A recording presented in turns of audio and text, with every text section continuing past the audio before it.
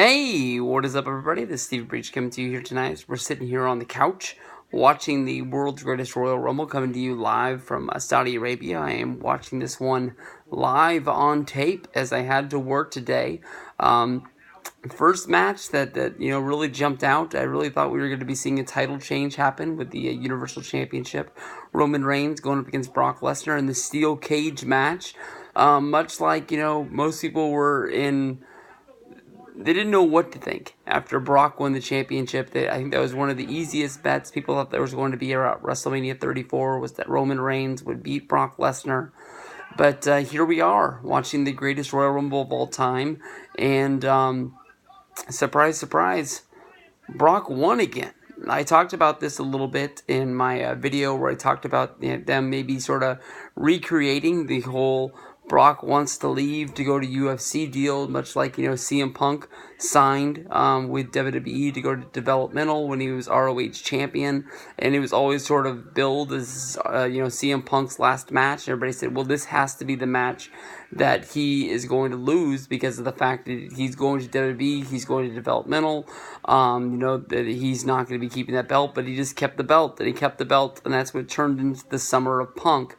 Brock re-signed with WWE. They've already said this, but they said it was a short-term deal full of a lot of perks. I don't know if this means that we're going to get Roman versus Brock or Brock versus somebody at Backlash. But obviously at this point, Roman has not been able to beat him at WrestleMania 31. He was not able to beat him in that multi-man match at SummerSlam. He was not able to beat him at WrestleMania 34. Was not able to pull the trigger here at the greatest Royal Rumble. So, I mean, honestly, is a win against Brock Lesnar going to mean anything at Backlash or whatever other pay-per-view Extreme Rules comes along the way? Are they going to let this pan out until SummerSlam? To me, it does not make sense. At this point, I'm hoping that they're setting the table for maybe even if it's a multi-man match where somebody surprisingly gets a win over Brock Lesnar and builds somebody up, whether if that's Finn Balor or somebody else that's on the Monday Night Raw roster, because it doesn't make sense to me for Roman to be here. I can honestly tell you that this was a really good match. It looks like this pay-per-view, a lot of guys are, I don't want to say taking it easy, but not going all out. I mean, this is basically a glorified house show match that just happens to be on the network in a very large arena over in Saudi Arabia.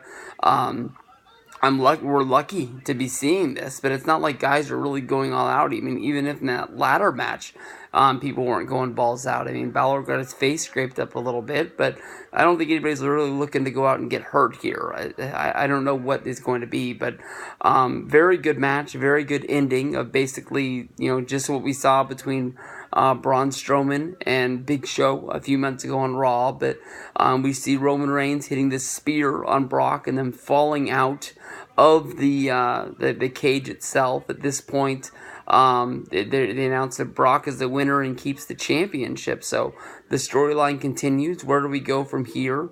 They're going to keep playing the factor that Brock wants to leave, that Brock is trying to go to UFC, but yet he's still the champion. So Vince and WWE are still going to have to pay to keep him. I haven't gone on the Twitter thing yet, but I'm sure that they've got something saying that he's re-signed. So we'll see where this goes.